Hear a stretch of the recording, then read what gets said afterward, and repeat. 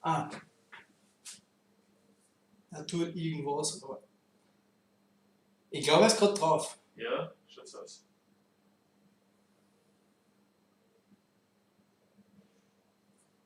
Hundertprozent Auslösung, ja genau. Okay, dann liegt es auch nicht am Internetzugang, sondern. Das ist bei dir? Okay. Ja, dann. Er hat es, glaube ich, realisiert, dass irgendwas nicht passt oder so. Du hast ihn angerufen, das war so ein Ping. Ja. So, jetzt werden wir mal schauen.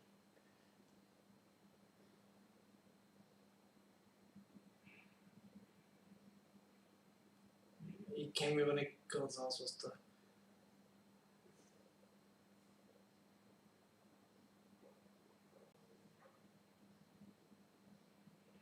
Was tut der? Es ist schon nach 10.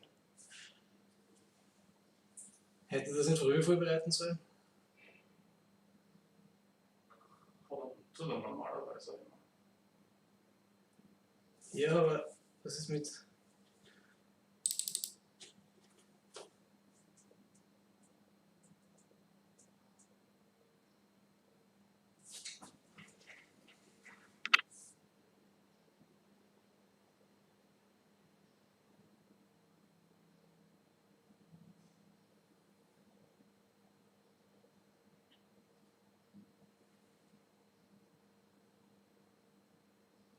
Ich glaube, das Stream ist live schon.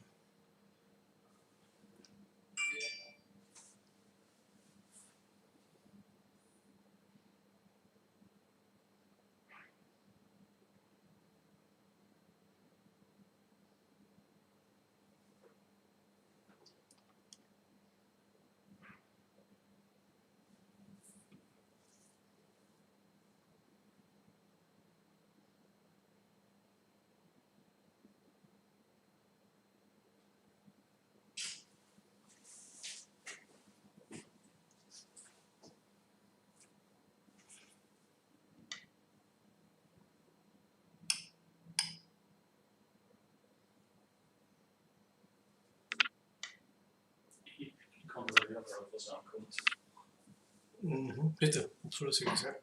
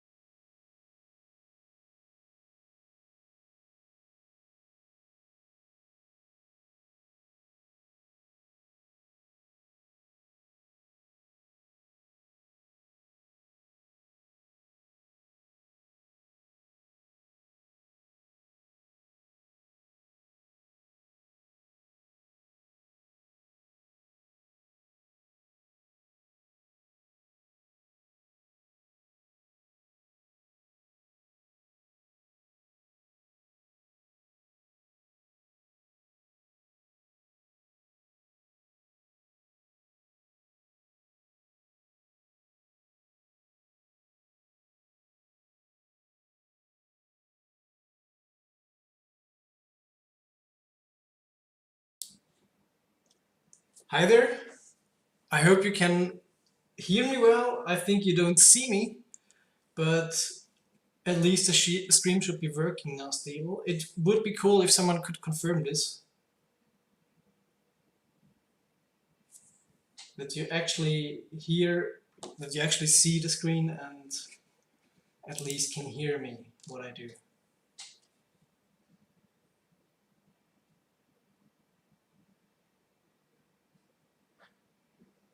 Because it turned out that when we enabled, yes, great, thanks for the feedback. It turned out that when we enabled the webcam, in other words, that you see my face too, then apparently CPU load goes up to 100%. This is of course not what we want, and this led to a lagging screen. So as a result of that, we just disabled the camera. So today you won't see me, but at least I think we have a stable stream now. So for today, our topic is Android application security, and as promised yesterday in yesterday's email, the remaining slides and videos will be put online today still. So in case there are any questions, of course, you will still be able to ask them anytime you want, but today will be the last live stream of the semester. I hope you enjoyed it, and I have prepared a couple of things that will entertain you, hopefully. So, yeah, there we go. So in last weeks, we have talked about iOS platform security, iOS application security. Last week, it was about Android platform security. What's still missing in this triad is basically Android application security. So what happens if you actually install an application on your phone? What's going on there? What security checks are performed? What can an application actually do on your phone in terms of what is the sandbox doing, what is enforcing, how can an app actually bypass certain things, what settings that have to set there. And also especially interesting in the context of malware, since there were so many reports, in particular related to Android, saying, hey, there is malware, and there's far more malware for Android than for iOS. So is this true? How are apps actually checked? What's going on there? And after today's lecture, you hopefully are able to judge a bit better in terms of security what Apple and Google do. So how do they prevent that malware enters the stores? Is there probably a platform that makes it easier for certain malware producers to actually to reach out users? So I think some of you already have some guesses or some clues, but yeah, today we will expand on this in more detail. And also look at specific use cases of malware. So you'll see, for example, what an attacker, also a state-funded attacker, can do, for example, to extract your WhatsApp messages, what a typical Trojan or malware for Android would do in order to, for example, read your Signal, your WhatsApp, your Telegram messages. So there will also be 2 case studies at the end that will be highly practical. As usual, when starting, I'd like to do this with some media reports. And on this slide, you see a media report that's already a couple of years old, but it somehow stands as a synonym or as a symbol, basically, for others that followed up in the subsequent years. And they all almost, yeah, I wouldn't say the same, but pretty similar. So saying that there is malware or adware, and with adware that's nearly impossible to remove. So this is what we had over, I think just a month ago, 3 weeks ago, there was an article in some Austrian newspaper stating pretty much the same thing, that some malware has been found for Android that's barely impossible to remove. And usually the turnout is, or in this case, for example, especially, they say something like, you have to replace the device, because yeah, you cannot, as a user, you cannot remove the malware. So what the problem would also resolve here, in short, would be just to do a factory reset. In other words, writing back the user, returning to the original system partition that's read-only, and that's where basically you have an untainted state again. What happened, or what very often happens, especially when you were confronted with malware as described on this slide, is that you install a Trojanized application that includes a local root exploit. So if you have a local root exploit, it will most likely just in the first step exploit some vulnerability that's there in your platform, and then gain super user permissions. So in other words, install itself with elevated permissions so that the regular user even cannot remove it or doesn't have access to that in order to clean the system from the attack. And this, as already said, stands synonym for countless of these occasions that happened over the past. So usually, for example, an exploit, there is an app which is joinized by some exploit, and these are the names of some famous exploits. There are different ones and countless ones of them available because, of course, each different platform, each different phone even features different vulnerabilities, and you have to tailor your exploit for these platforms specifically. And in very many cases, you find such apps in third-party markets. So not the official Google Play Store, but really third-party markets where from Opera, from Amazon, some Chinese, Russian markets where there are barely any checks, and also in particular with cracked apps or apps that include adware like Facebook, Candy Crush, Octa, Snapchat, and so on. Another incident that also relates to app security on Android happened a few years ago, and I really liked it because they did not bypass any security checks. They just tricked Google, and the attackers got listed in the Google Play. So why this incident is interesting is because, as you will hear just within a few minutes, Google actually reviews applications before they are listed in Google Play. And still an attacker, or a group of attackers, found an interesting way in order to bypass this. What they did is they registered a new application in Google Play, which they entitled Update WhatsApp Messenger, and they put the very same company name as the original WhatsApp manufacturers, but in addition, they included a non-visible Unicode character at the end of the company name. So it turned out that in the Google Play app, in the official one, this was just shown and appeared like this was an update that originates from the original WhatsApp Inc. And apparently 1 to 5 million users really thought or assumed this is a legit update and installed it on their device. It was simply a very dumb app that basically had no functionality by itself, but what it did is, in the background, it loaded additional information, or it loaded additional code from the internet. So the reason it got listed in Google Play in the first place and wasn't detected by Google as malware is simply that the app that was distributed here by itself, it included advertisements and so on, but no malicious code. So in addition, they used the blank icon, no label, so it was pretty hard for users to realize that they have actually installed this application. And this media report is not only interesting because they bypassed such a check from Google, but also because the question comes up, can Google detect this? So can they say this is now a legit app from WhatsApp or not? Of course, they can say, yeah, let's strip all the Unicode characters or the non-visible characters.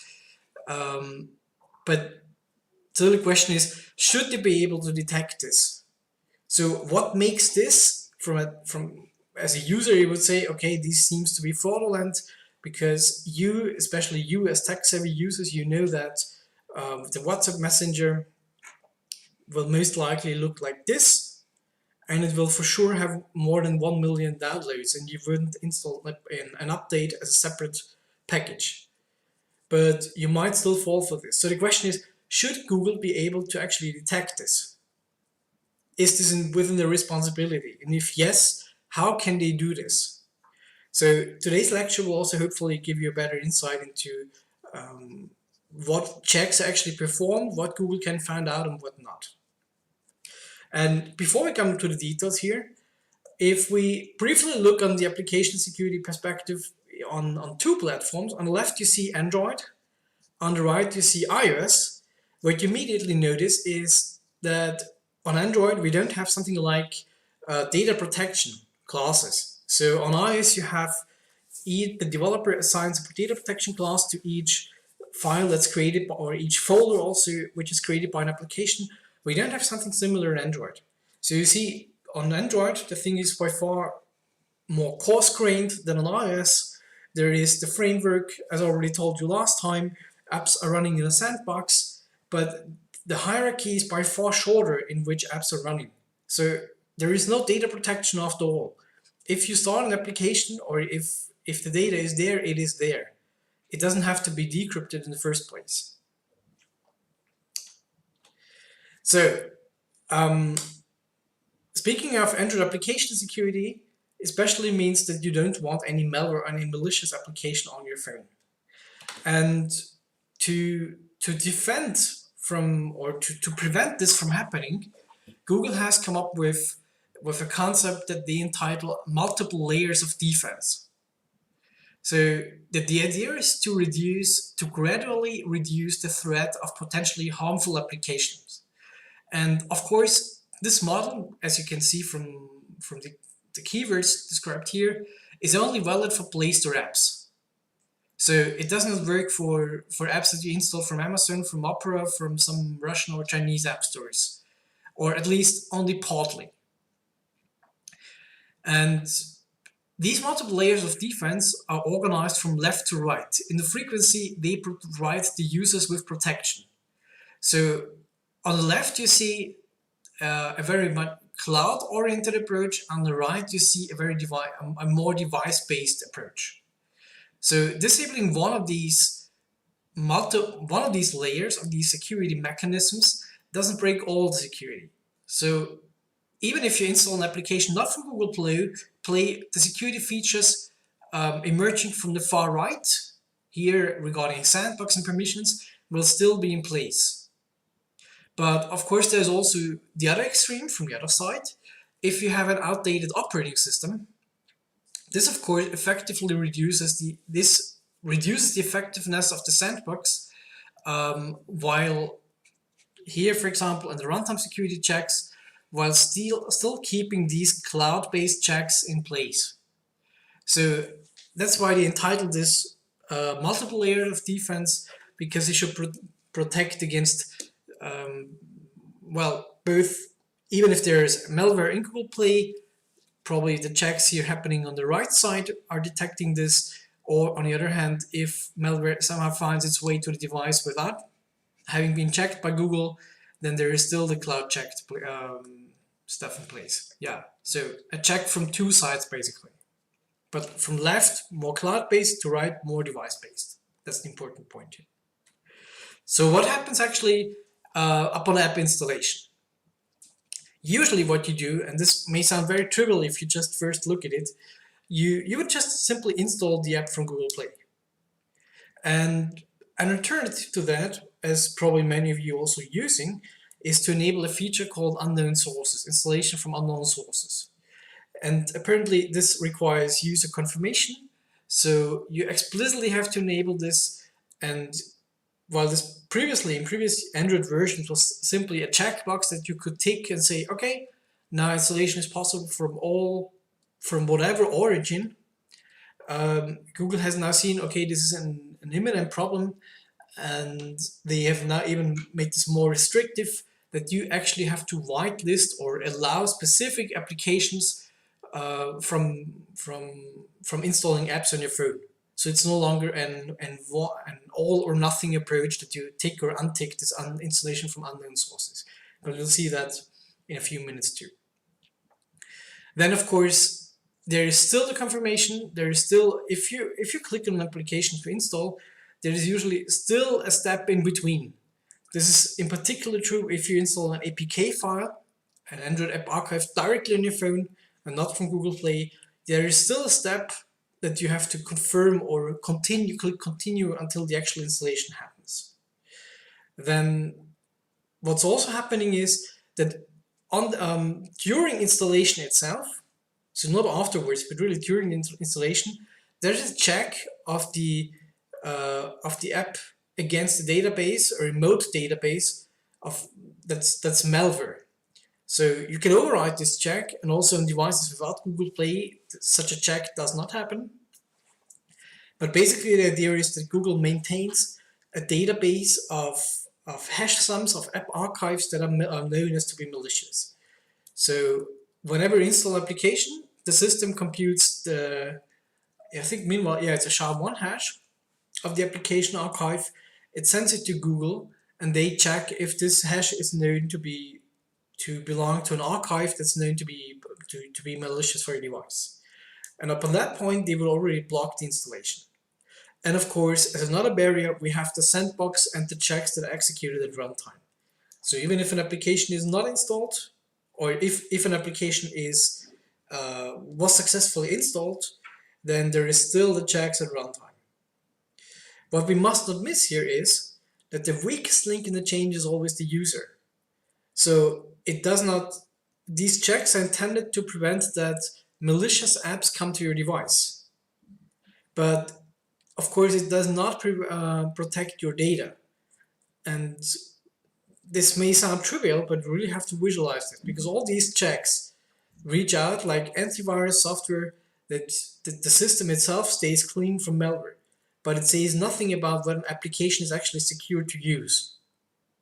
So it doesn't say anything about the quality or developer, how the app was implemented, but it's actually safe to use from in terms of data sharing with the app. So safe to use only in the sense that there won't be any adware or malware on your device, but not to the extent of the data the app is actually requesting from users. Google Play is the primary source for apps, as you know from my own experience. Probably it's pre-installed on almost all Android devices. Only some lesser known manufacturers of devices are omitting this. If you are a device manufacturer and you produce Android devices and you say I want to run them with Android and I want to give them access to the Google Play Store, then you have to fulfill a set of criteria that Google prescribes. So there is basically you have to, as a manufacturer, comply with the guidelines of Google, and only then your devices would be able to access Google Play. Of course, each user needs a Google account. If you don't have a Google account, you can only download apps from third-party markets like F-Droid or others, and then install them basically without any additional check on your phone. App retrieval is limited by customer age and geolocation. You might have noticed this by your own experience. There's some apps that are only available in some countries. It's also possible that, for example, some checks are restricted regarding the age you have set in Google Play. So if there is an app, for example, which they think is not recommended for non-adults, they would request you to enter your credit card data to actually approve that you have the required age. Also, developers, of course, need a Google account. And meanwhile, this was not always the case, but meanwhile, their personal data is exposed publicly so that you have a better idea, as a user, you have a better idea who is actually the producer of that application. So that ensures more transparency, that you know how actually from who you're installing that application, who is the developer. And especially in previous years, there was also a non-compete clause in the distribution agreement. So when you as a developer enlisted an application for distribution in Google Play, you had to tick a box which said you're not allowed to put it on F-Droid or some other app store. Meanwhile, this has relieved by far. You can basically, they're not blocking your app anymore if this is still somewhere else. But the idea was also, well, not only security centered, but also they wanted to prevent that alternative market stores becoming popular, and they want to channel this all in Google Play mostly. So back to security related to the mechanism that Google Play enforces. It's probably the most important barrier that malware comes to your device if you're using Google Play, because Google's actually doing a reviewing an in-house malware detection system, which they name Google Bouncer. And only if these checks are passed, then the apps are listed there. What you will also still hear more about today is that applications have to be signed. And we have spoken about this extensively regarding iOS, where you know that developers usually have to request a certificate from Apple. Also on Android, applications have to be signed, but the certificates to do that can always be self-signed. So there is no certificate chain involved here. And as a developer, you basically, this often happens automatically, that certificates are just pre-generated and apps are signed when you deploy them. So a lot of developers are not even aware of that in detail, how this works. But basically, let's later talk about certificates more extensively. So if you enroll as a developer an application in Google Play, it is checked using, it's tested using dynamic and static runtime analysis. So Google Bouncer is like a QEMU virtual machine, and an Android emulator basically, which runs your application for 5 minutes. And it's a regular device that of course fakes GPS coordinates, and it uses the Google infrastructure to also contact external servers. So if you, for example, you build an app and you contact whatever server, probably your server, you will see an entry in the log file that actually some Google server reached out to you. And it does so by emulating, by monkey testing the user input, by clicking around wildly.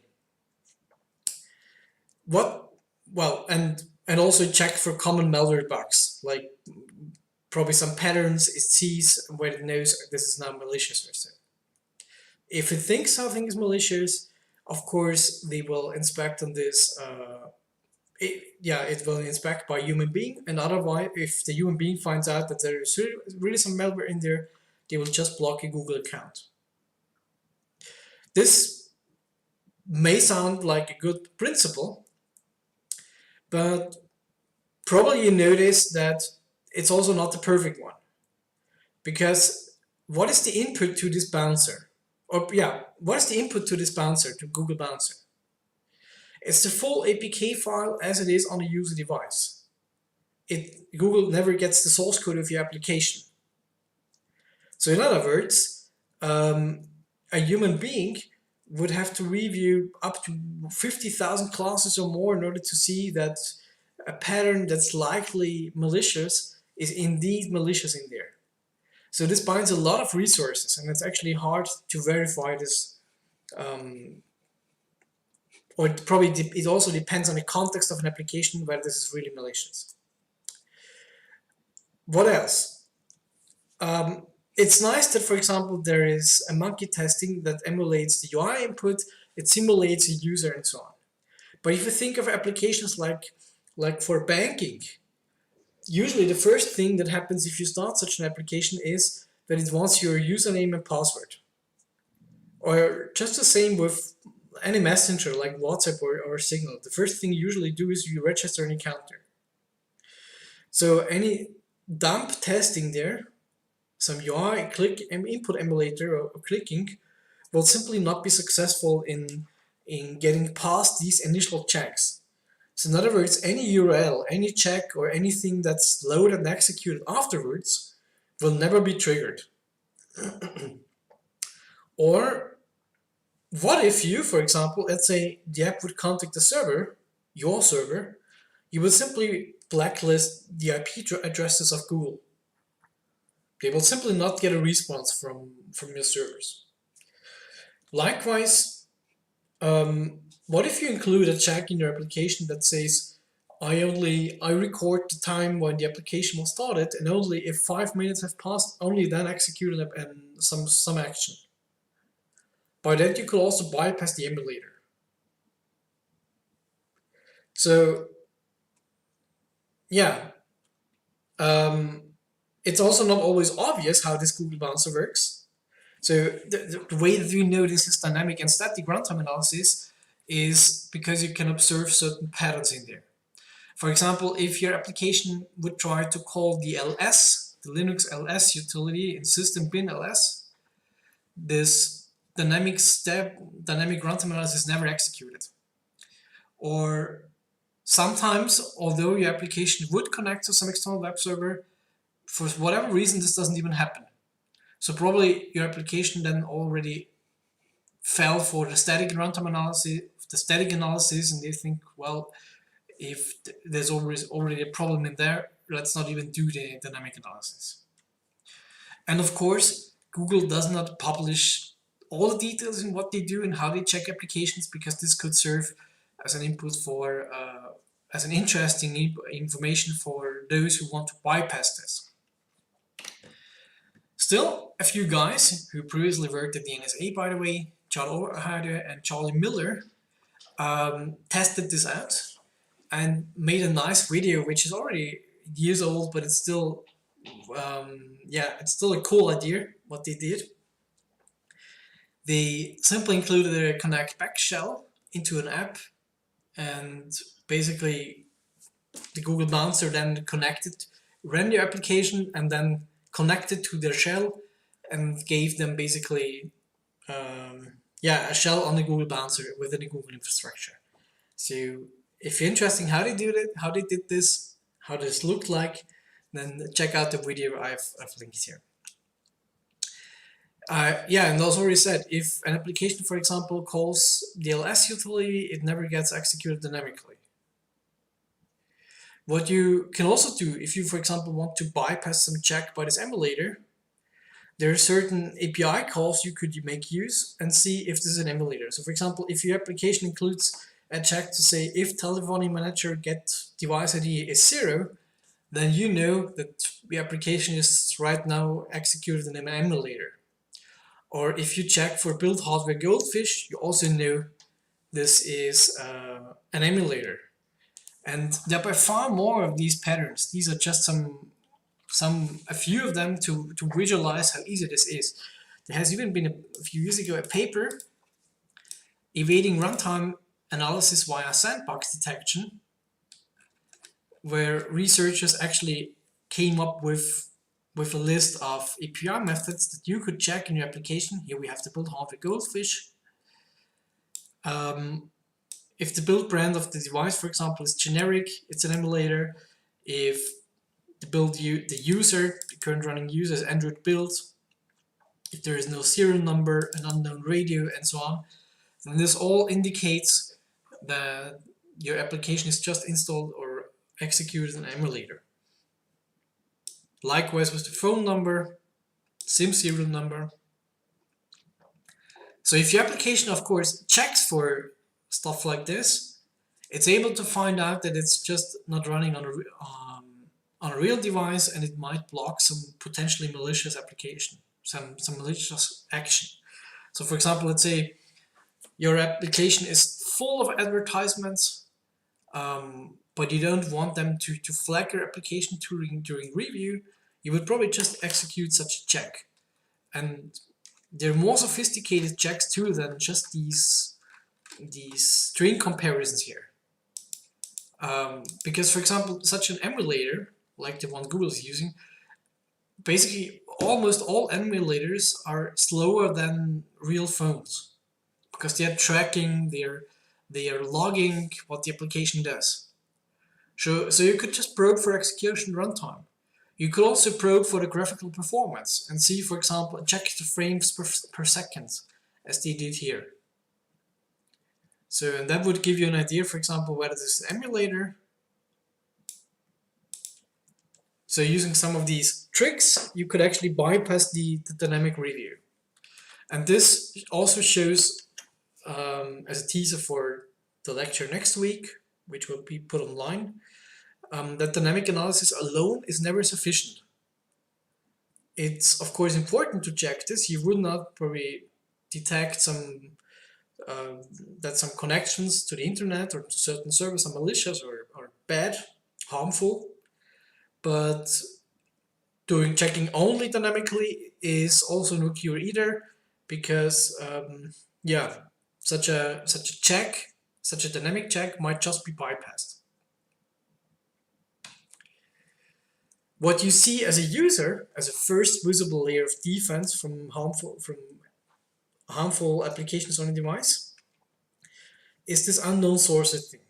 So assuming that there is no malware in Google Play, one way that you install them is that you tick this unknown sources checkbox. As already said previously, so before Android 8, you could install applications from whatever sources you want. Since Android 8, side loading also requires this unknown sources to be activated.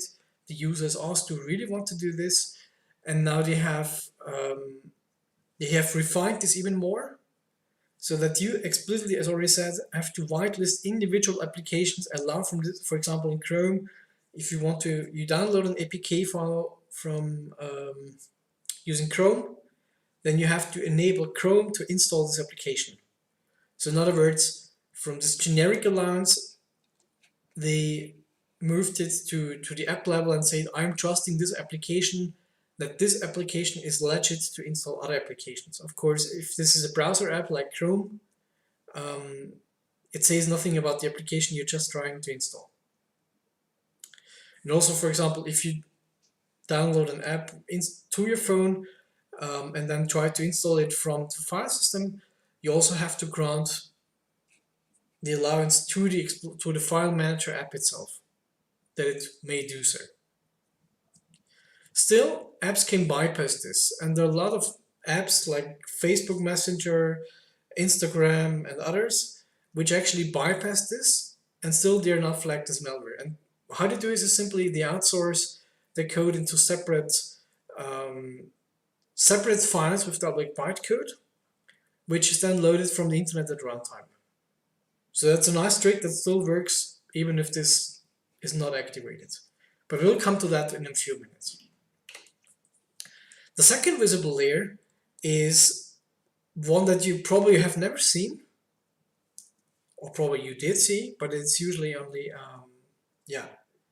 probably happening more rarely, and it's only shown if the application you're trying to install is known as malware to Google.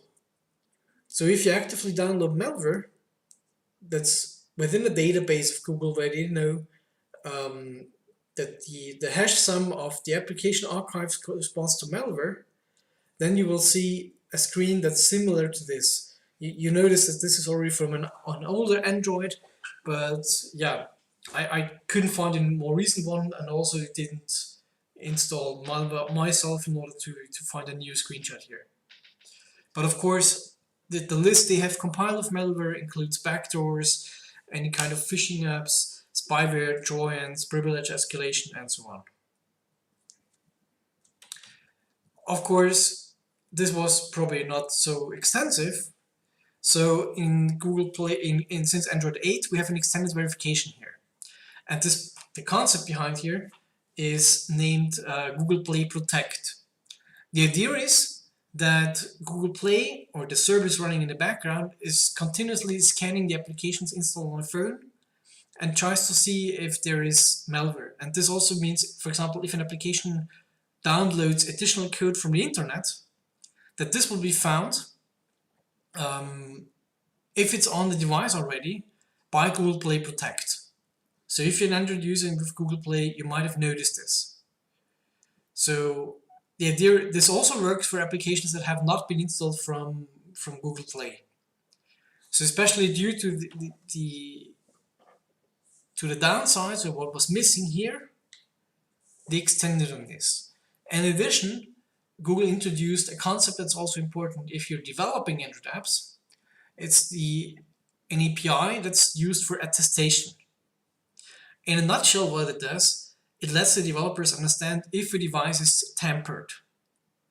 So for example, you're developing an application that's processing sensitive data, and you want to find out if the device you're getting the data from is actually rooted, is full of malware probably, or hijacked. Then you can find out by using this API.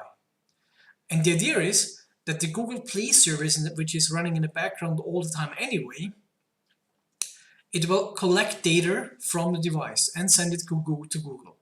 It will see if it's possible, for example, it will do a machine learning related approach. It will just collect some sensor data. Yeah, hard to say what data actually, because Google didn't make this public, and they do so exactly to make it more difficult to bypass this. So an attacker would have to fake this, the data collected by Google. And yeah, the most trivial checks, of course, also in there, whether using a custom ROM or an official one, whether the system partition is read-only, read-write only, if there is some SU binary installed, or it looks like someone is hooking API calls and so on. So Google gets this, and when you in your application want to see if the device is tainted, you would just you would call this API, and the result would be sent to some remote backend. So you can ask, okay, Google, what do you think about the device I'm running in? And the response to the remote backend will be the device is definitely tampered and rooted, or in some ways it diverges from the device profile that's Google approved. And this attestation result depends on a subset of the data collected. So in other words, let's say you're contacting your bank, then they will know if the device you're using is actually legit, or whether it has been rooted, whether it has been infected with malware and so on. That's the idea what safety net attestation does. And the idea of safety net attestation is also that, for example, an attacker cannot just patch out some checks in the application, but it will actually have to fake the data that sends to Google. And there is some, actually, people are clever, and when there is something to bypass, at some point there is a way that people succeed in doing so. You might, as an Android user, you might know the framework called Magisk, which you can also install, for example, on rooted devices. And this allows you to, this not always works, but in many cases actually bypasses the attestation API. Usually when there are new Android versions, then they have to improve on that, but yeah. The bad thing about attestation is it doesn't warn if the device is vulnerable, although the current patch level and kernel and OS version are already collected. So it knows, for example, that you're running an outdated operating system, but this is not detected as critical. And this is not something I do not understand personally, because in my opinion, it's more critical if you're running an outdated Android 7 than if your device is rooted with an Android 11, or if you're using a custom ROM that's actually up to date. If when you install an application, or when you see such an APK, an Android app archive in front of you, the file usually has the suffix APK. APK, as already teased last time, 2 weeks ago with iOS, is like the IPA files with Google, with iOS. It's simply a zip file. It's a zip file that includes an assets folder with static files, for example, for multimedia tiles or textures for games and so on. Then a manifest, which describes the app name, the package it belongs to, the permissions it wants to use, how it wants to interact with other apps. Then the actual program code in a classes text file. So this is a bytecode, dynamic bytecode format. Some additional resources the app is using. So again, some in binary format, for example, the strings, yeah, a variety of resources simply. Then a library folder, which is not always there, but if you're using native code, so if you code C code or C++ code in the application, you want to bundle it, then you would include such a shared library here. And as you can see from the directory name, it's named ARMYABI v7a, which stands for ARM v7, So for whatever platform you target your application, you have to include a corresponding shared library. So if you, for example, say, I want my apps only to run on phones, so most Android phones have an ARMv7 or ARMv8 processor, then you would only compile the library for that platform. Or if you want, for example, I think a few of you have noticed this in the first assignment, that not all apps that you try to run an emulator actually work there. Because if you run an emulator on an x86 platform, and it's heavily relying on native code, but the application does not include a library with native code for x86, then the application simply will not run. And emulating ARM, an ARM CPU on x86 is another option, but not all emulators are doing this. Then there is a MetaInf folder, which includes the designer certificate, so the certificate of the developer who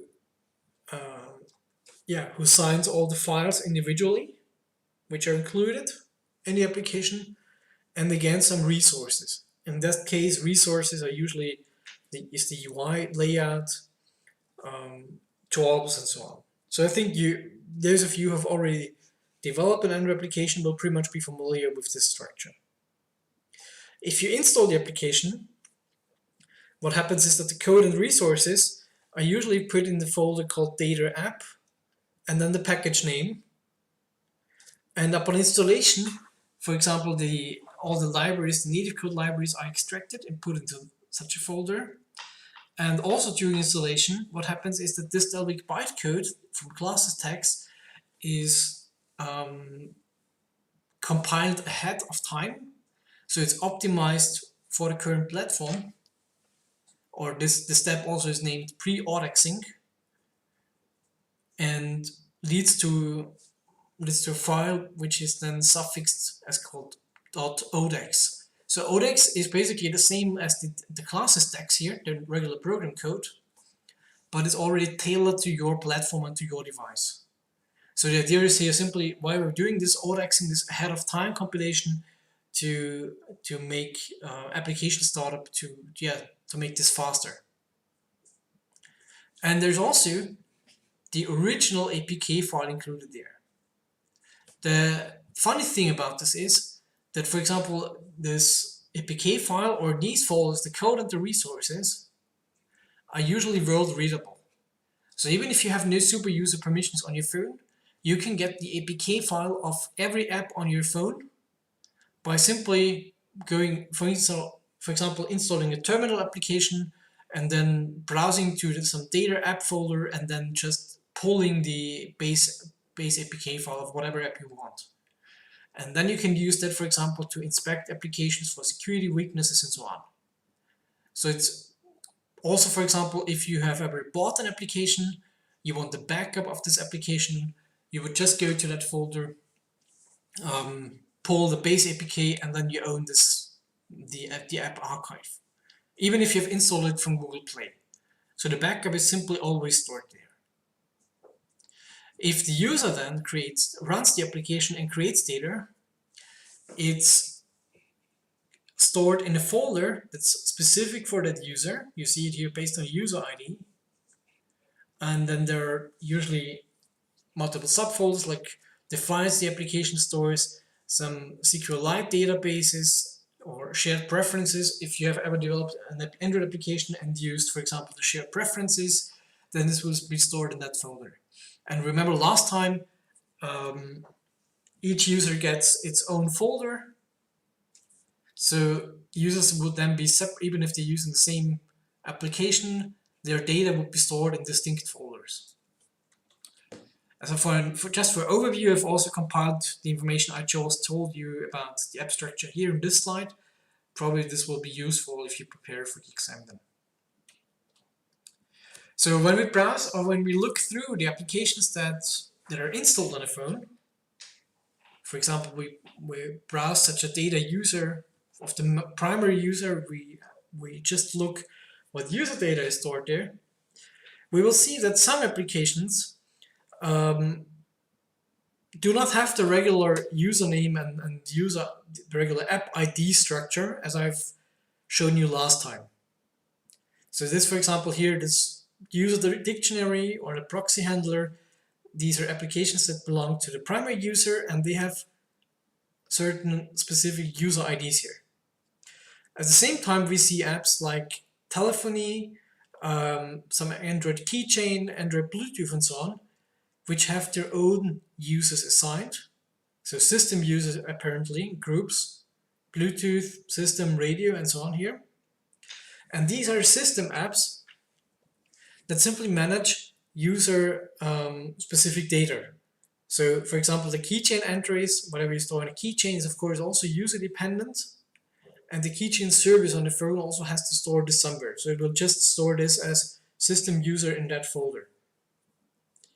Also interesting, probably you bought, in the past you bought a phone from Samsung or another manufacturer that install a lot of bloatware on your phone.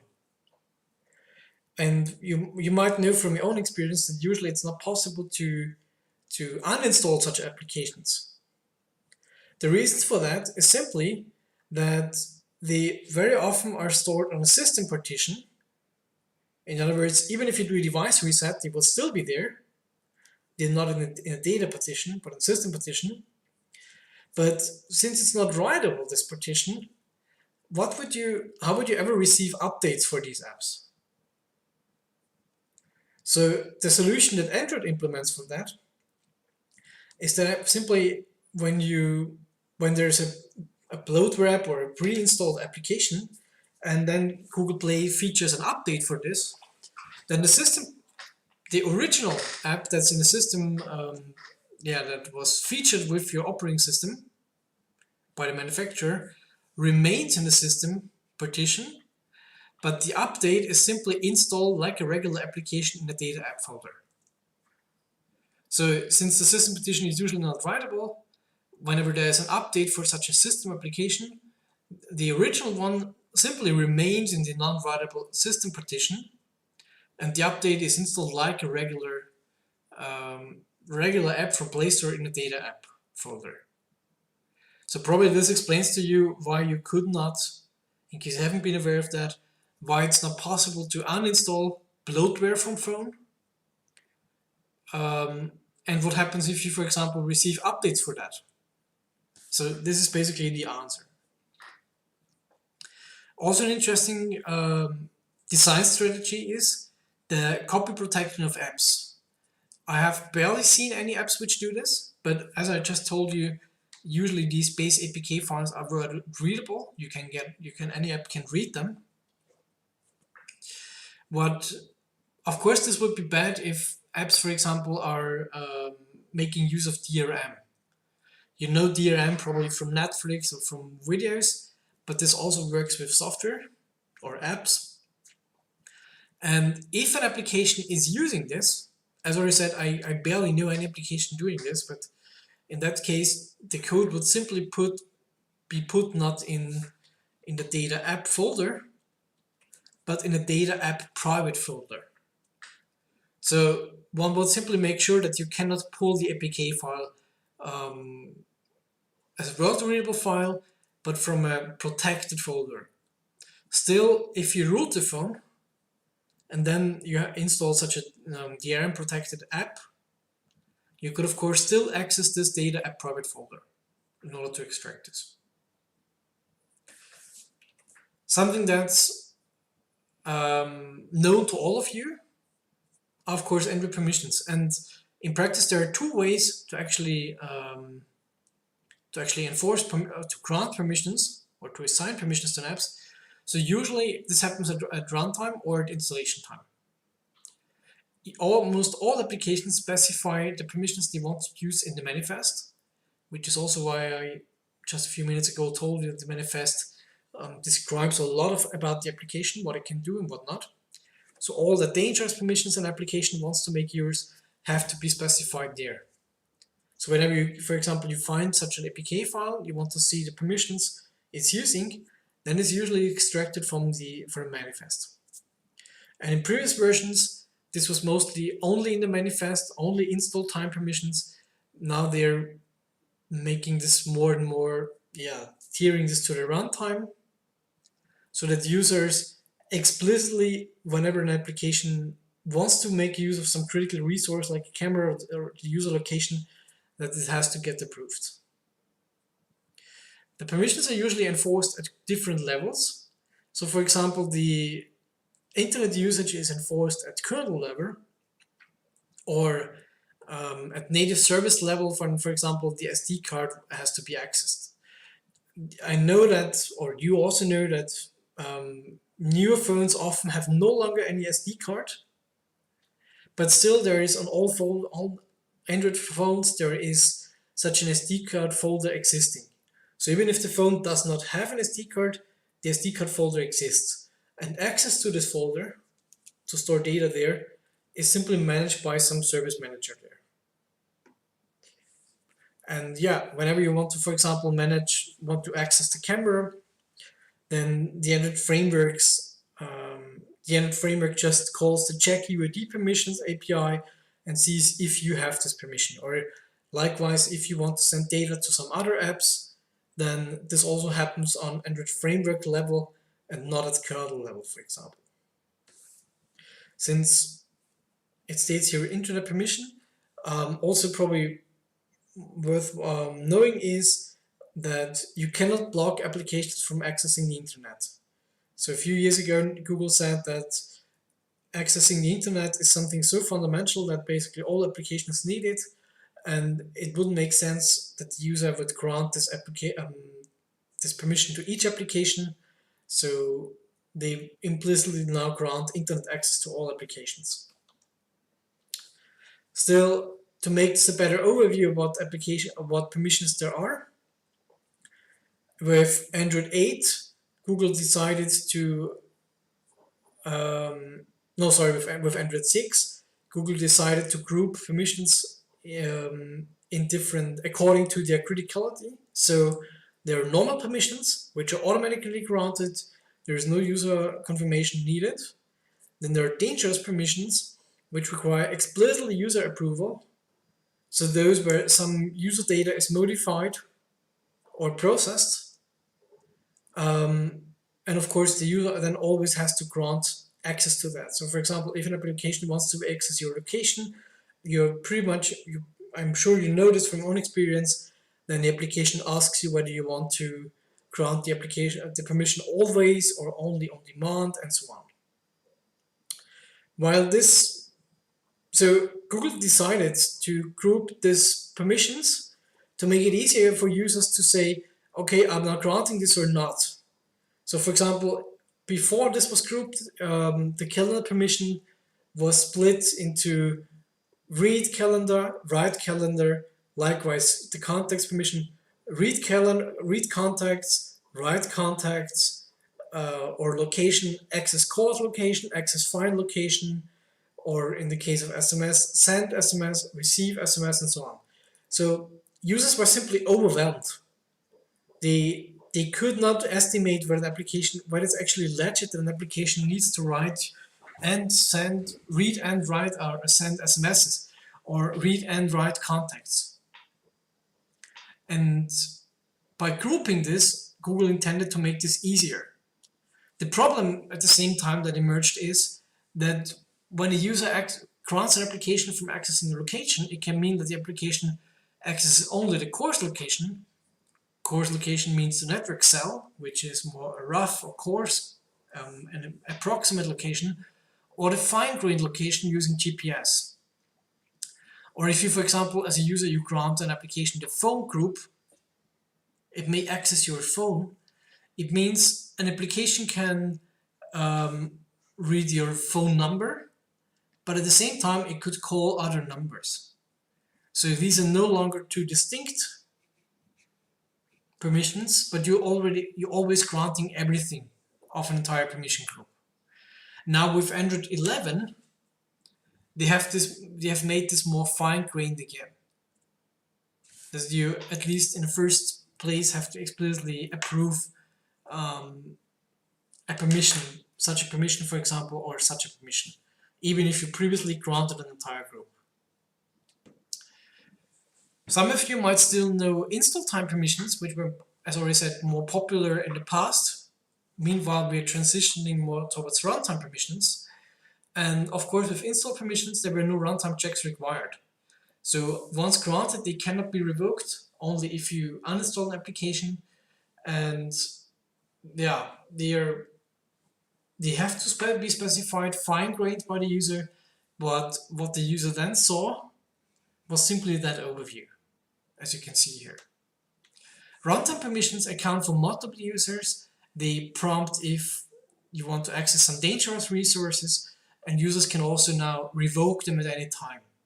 So as you can already read out from this, it's by far more practical, it by far more fits today's needs, especially regarding the location, because yeah, if there is probably you want to grant the location to an application, grant usage of your location to an application only once and not always. So install time permissions would simply not account for that. I already teased it beforehand, but application signing works fundamentally different on Android than it does on iOS. Basically, all applications that you install on your phone have to be signed. But as opposed to iOS, where you have to request a developer certificate from Apple, on Android, there is no public key infrastructure used, there is no certificate chain of trust.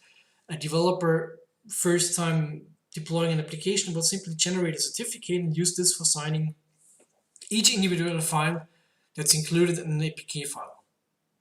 So in other words, if you, for example, you retrieve an APK file, you would exchange some file, then the hash sum that's been signed by the developer will no longer match, and this will be detected upon app installation. So the idea of the signing certificate is that you know that a certain APK file is indeed coming from a certain developer. And also, for example, if you install an update via Google Play or from whatever app source, it has to be signed by the very same developer. So you probably noticed that a few years ago there were rumors, or in Austria we had the discussion about the governmental Trojan, where they said, the argument came up, wouldn't it be possible, for example, to just hand out a fake WhatsApp update, and this fake WhatsApp update would just disable security mechanisms? So something like this would, for example, not work, because the device would simply not trust this update if it would come suddenly from another developer. So all the updates you get for apps have to be signed by the very same developer. And if the developer loses the signing keys, then he has to redeploy the application as new in the Google Play Store. And this happens from time to time for some developers, which is of course bad.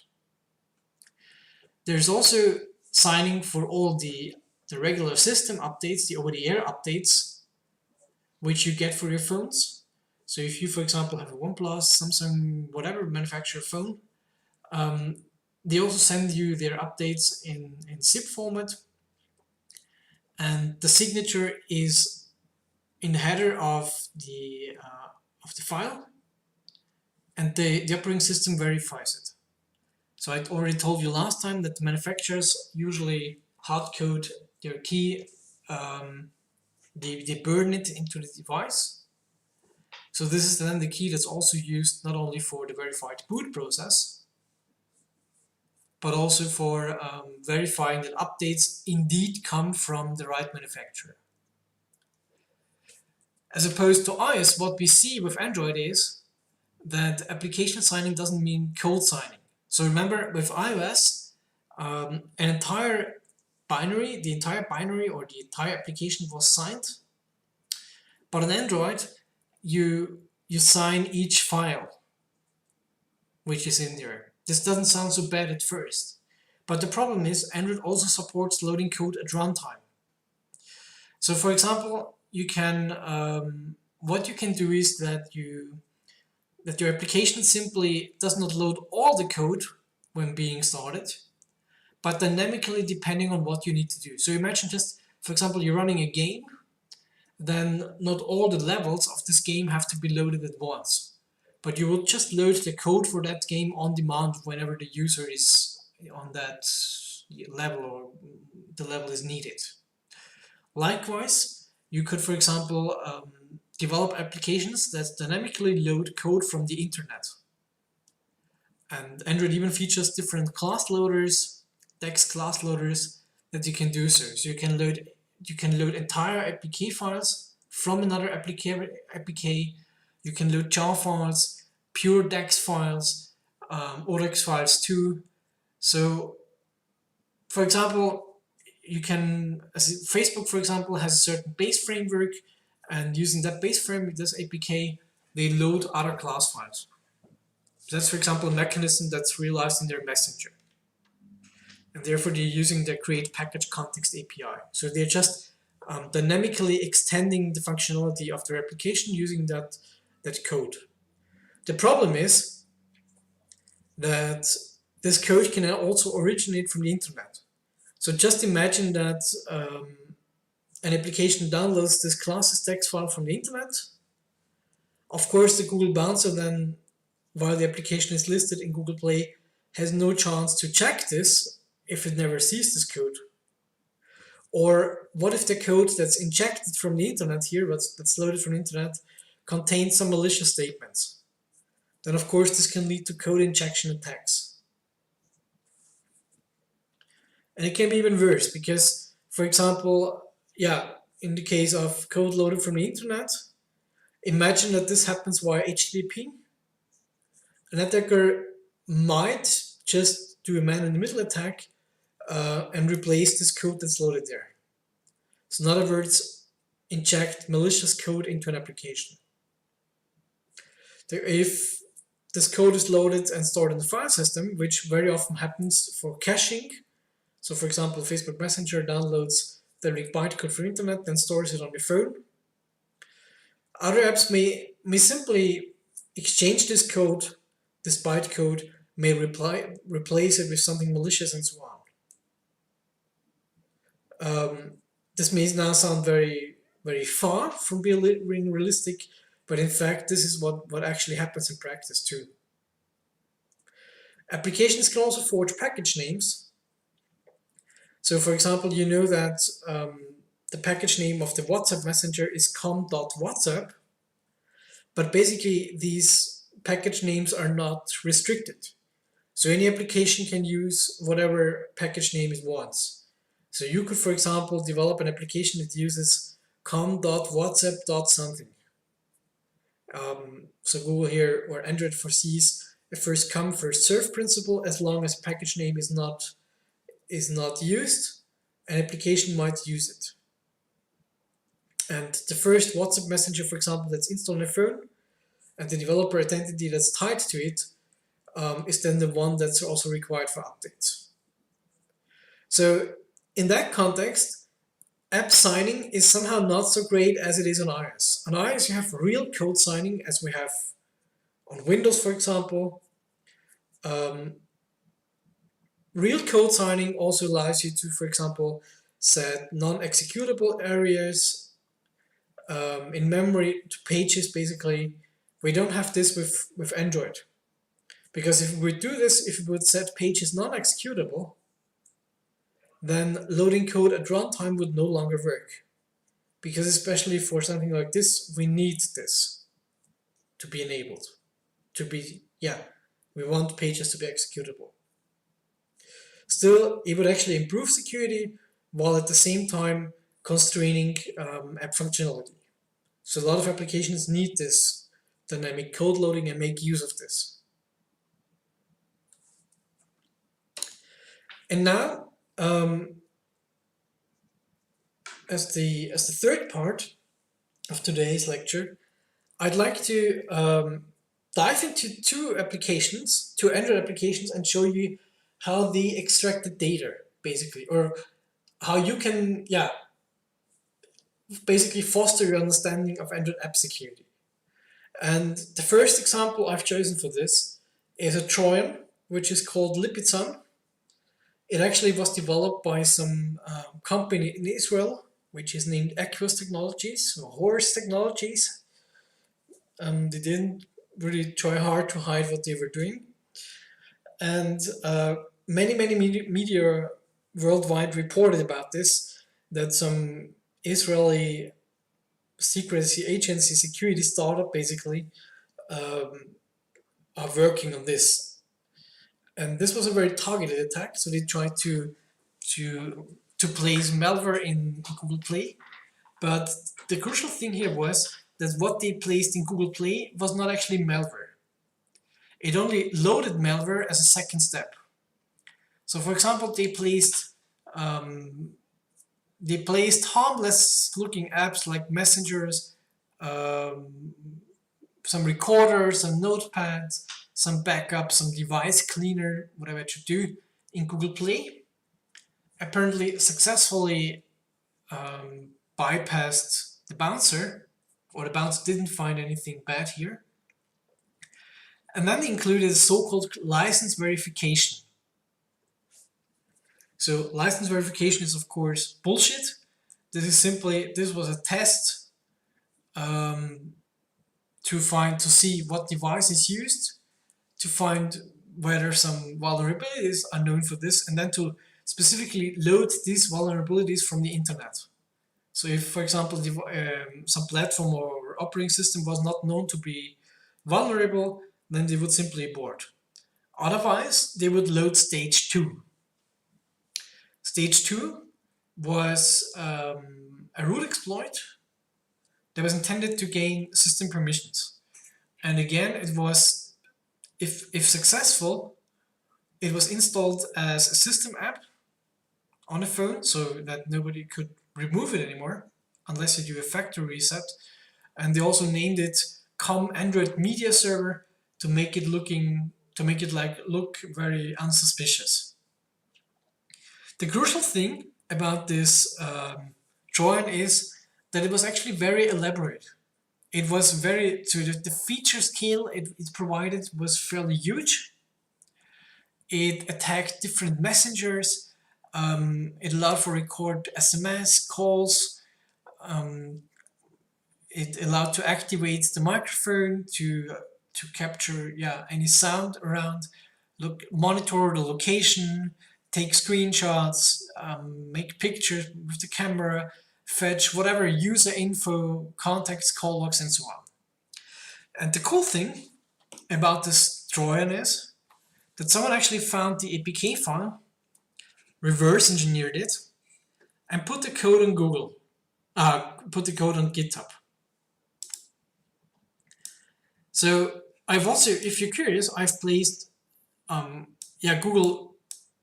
Google here in this link described how this malware hid in Google Play. And I also linked you the source code on GitHub here. So it's a targeted spyware family. There were 20 apps placed in Play Store, and apparently the attention of specific users was drawn to these applications that they hopefully installed this. And if we browse through the source code, again, you see here manifest, you see native code, you see here native code for different libraries, for different platforms. Here you see libamr codec. This is the codec to actually process audio recordings. So you also see here this adds as Android Media Server.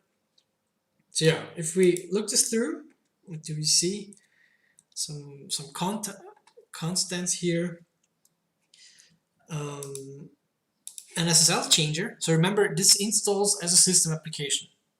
So it exploits the device in stage 2, and then it installs this application here as a system app. So it has elevated permissions on the system. So, and then it's quite feature-fledged. You see here an SSL changer, and the idea is actually to weaken any kind of SSL connect or TLS connections on the device. And you see it does so by trying to match the device and if it mentions certain devices, then it loads weaker libraries, apparently with patched function calls, or depending on the device, it also tries to, you see here, write bytes to follow this conscript and so on. It tries to first remount the system partition to read-write,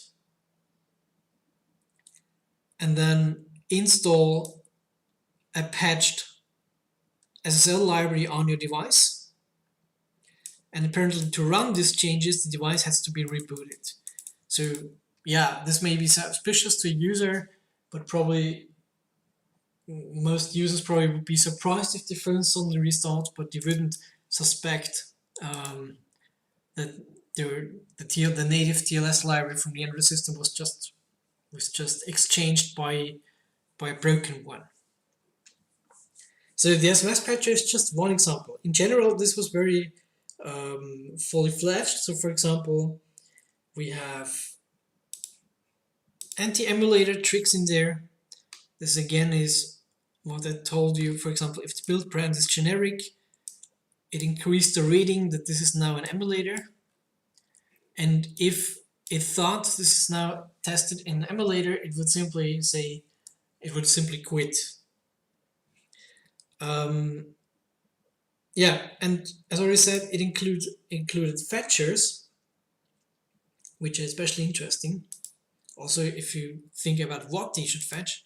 So it included content resolvers to actually get the calls you had, try to list all the call logs, likewise the contacts, try to get the SMS from a device to parse them. And very interestingly also, it had fetchers for different applications like WhatsApp. So for example, you could actually extract databases from WhatsApp. This is basically the database. Remember, I showed you this last time in a slide. The data that WhatsApp stores on your phone. This is the unencrypted database, SQLite database of WhatsApp. And remember, this application has super user permissions, so you can actually extract this database. Yeah, likewise in this database, there are all the messages. This is also the key that's used actually to encrypt this database for export. And it did so for a couple of messengers. So all of them have used different files. They simply extracted the SQLite database and using a SQLite reader on a computer, then you can pass these files. And you see also for secure messengers, they extracted all that. So if you, this now hopefully also shows to you why this was so critical, because if someone managed to, let's say, first implant a harmless app in Google Play, which in a second stage managed to load code from the internet and then execute this on a device where it actually used a root exploit and then manifested itself as a system app, that this basically can do everything it wants. So this is where it communicates. Yeah, this is a classical Trojan app. So you see here, these are the requests it sends to a command and control server.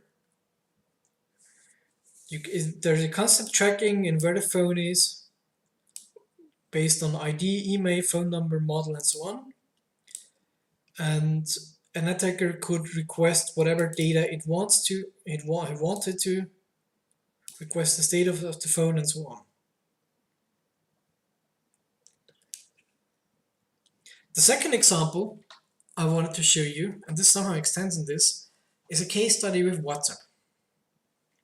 And yeah, it's also again related to the governmental Trojan and so on.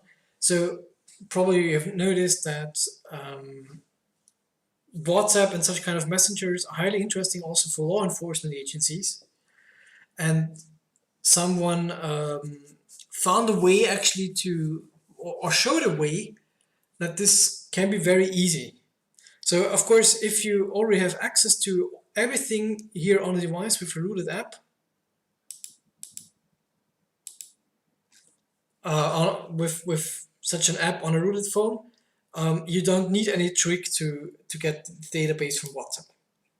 But what if you do not have super user permissions? So I want to raise your awareness regarding WhatsApp, and this is why I would like to step through another example with you.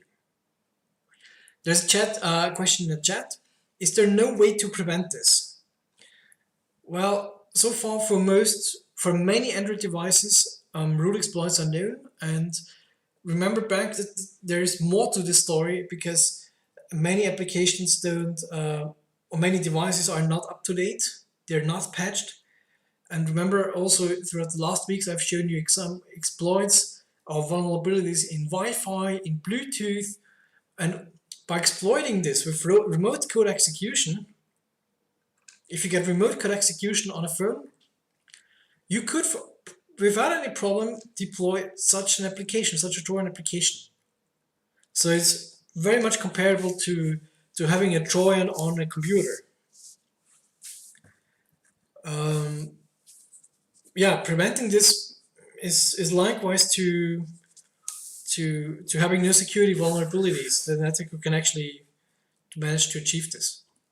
But hopefully these fetches and so on illustrate to you basically that an attacker can do everything. It can monitor everything, it can record everything.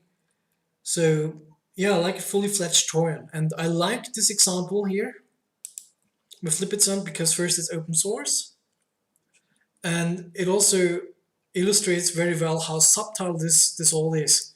So fetching 6 files, and then you have access to all the WhatsApp contacts and messages of a user. There is a second way how you can actually get hold of WhatsApp messages of a user, even if you do not have root access to the phone. And I also like this example very much. So what you can do, for example, is you spawn, you build some APK file that connects to your reverse shell. So you do a reverse to connect back shell, like the guys did with the Google Bouncer. They basically did the same thing. In this case, they used from Metasploit, they used the MSF Venom app. The only thing that has to happen for this is that the user has to install your APK file. But basically it's harmless. This APK file is by itself still harmless. All it does is just connect to your reverse shell. And you see, for example, MFS Venom is so cool. It already gives you the APK file. It includes this data. Here's a typo apparently. And yeah, if the user installs this, or let's say you install this, you get remote code execution on a device, for example, by exploiting whatever bug, but this is probably you don't get super user permissions. You get a shell there, but as a regular user.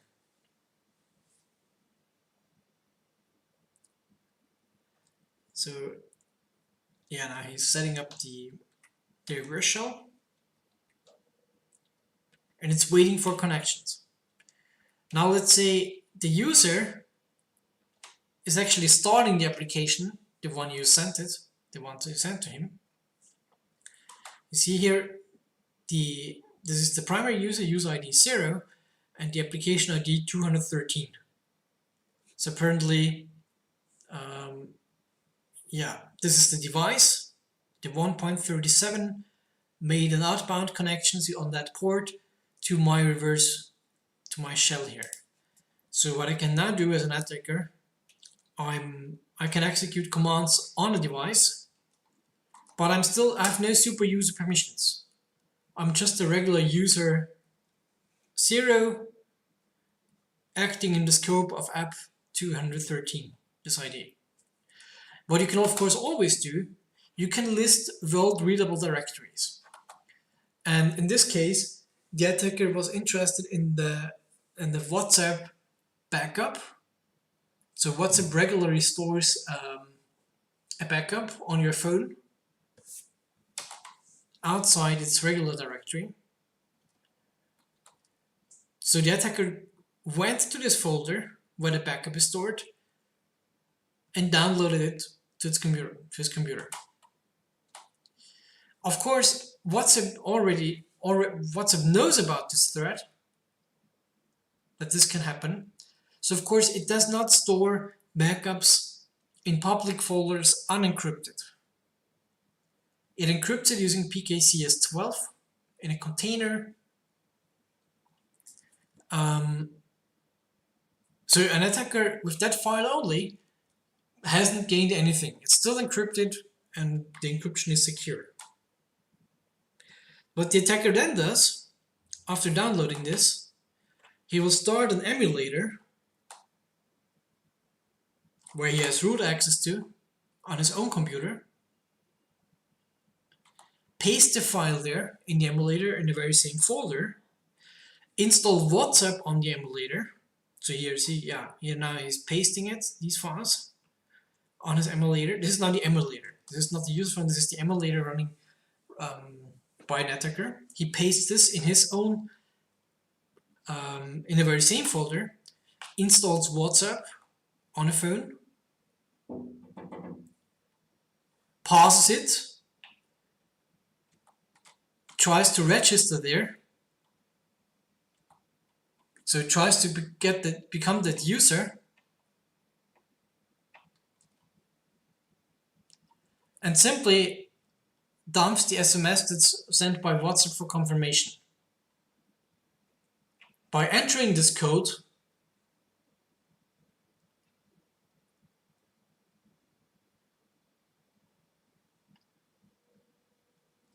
WhatsApp will simply think that you have a new device and you're now pairing this new device with WhatsApp.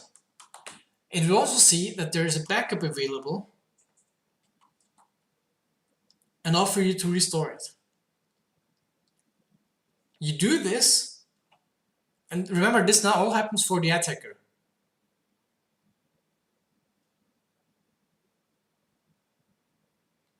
On the attacker's emulator. Apparently, the attacker was able to successfully restore all the messages that were in the encrypted backup.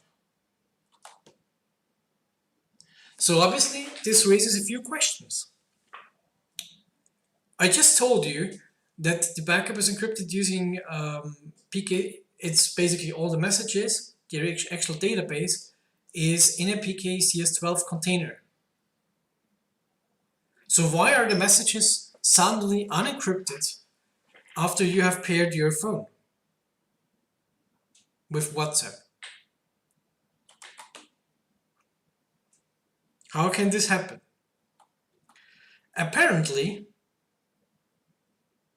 the key to decrypt the backup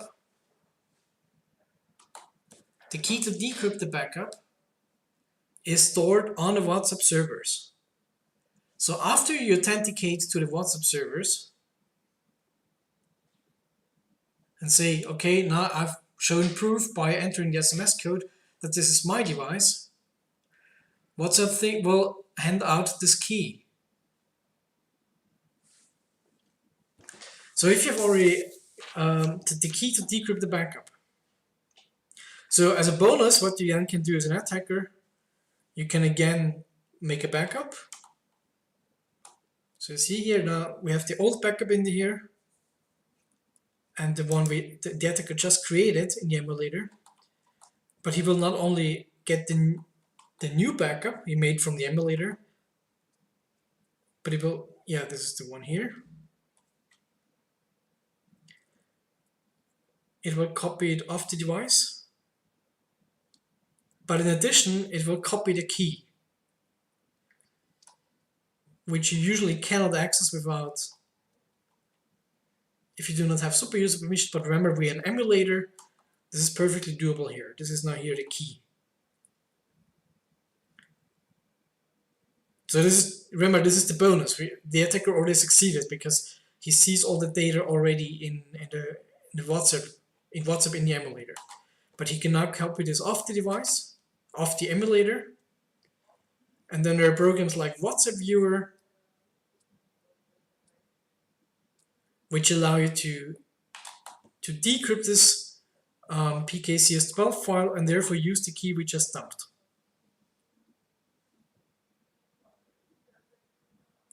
So this, what we then see, is basically the same as we just saw in WhatsApp in the emulator, but in a nicer tool view. So this is just a bonus. As long as the attacker was able to dump the SMS, it already got access to everything in here. So this is now basically similar to how common forensic tools look like. So if we look at this from a security perspective, what happened here? That WhatsApp actually handed out the key after we verified. What does it mean? You only need the database and a SIM card. So the key file to decrypt this database of messages is stored on the service of WhatsApp for usability reasons. In other words, migration between devices, or if you want to use WhatsApp Web. So if you're using WhatsApp Web, for example, then the data is decrypted directly on the servers of WhatsApp.